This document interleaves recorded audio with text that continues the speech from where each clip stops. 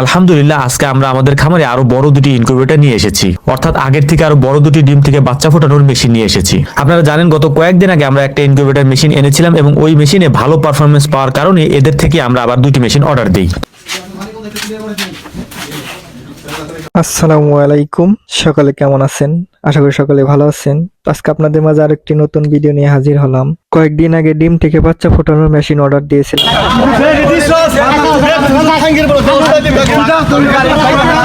মূলত আমরা জানুয়ারি মাসের 6 তারিখে মেশিনটি অর্ডার দিয়েছিলাম।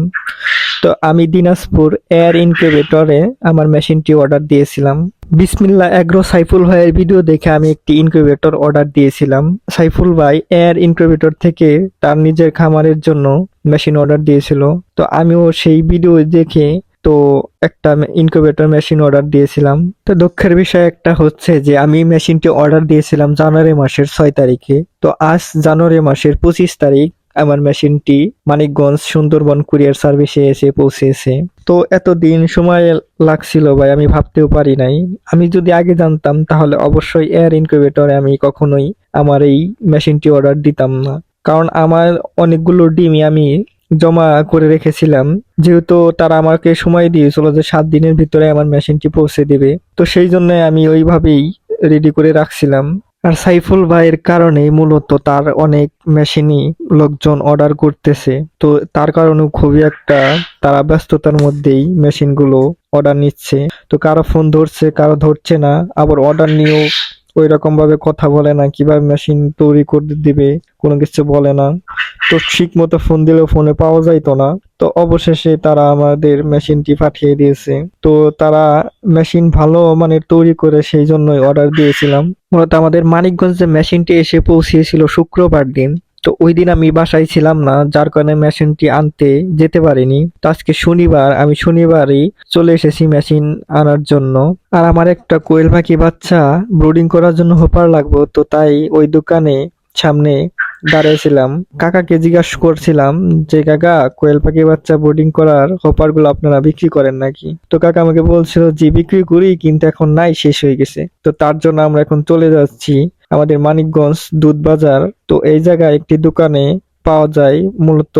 তো এই দোকানে আসার পর দেখি দোকানটি বন্ধ।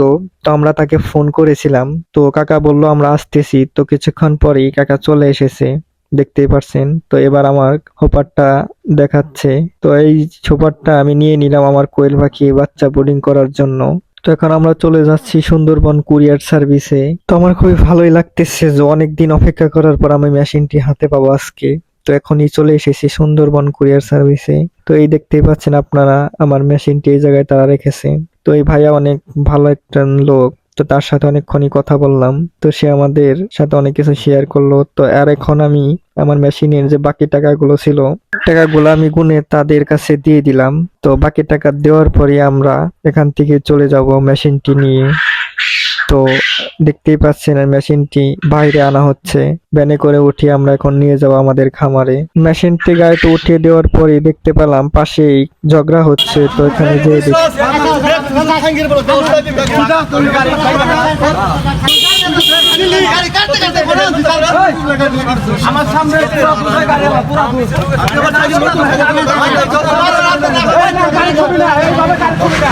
এই জায়গায় মূলত হচ্ছে সুন্দরবন কুরিয়ার সার্ভিসের একটি গাড়ি বাহিরে রাখা ছিল, এটা ভিডিওতেই দেখছিলেন আপনারা। তো ওই গাড়িটি পিছনে ব্যাগ দিয়ে ভিতরে ঢোকানোর জন্য আনা হচ্ছিল।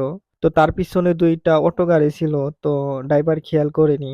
তো ওই অটো গাড়িতে ধাক্কা লাগে, তার কারণে এত বড় একটা ঘটনা ঘটে যায় ওখানে। তো এখন প্রায় চলে এসেছি আমাদের খামারের কাছাকাছি।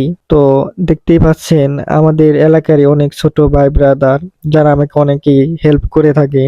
তো তারা মেশিনটা দেখে খুবই খুশি হয় এবং গাড়িতে গিয়ে ধাক্কে নিয়ে এসেছে আমার খামার পর্যন্ত। তো এখন আমাদের বাড়িতে গাড়িটি উঠানো হচ্ছে।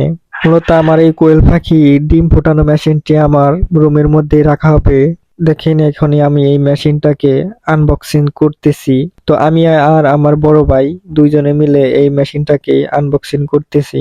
তো খুবই খুশি লাগতেছে আনবক্সিং করতে, যে ভিতরে কিভাবে তৈরি করেছে সেটা দেখার জন্য। তো দেখুন আপনাদের সাথেই শেয়ার করছি। তো সকলেই ভালো থাকবেন, ধন্যবাদ।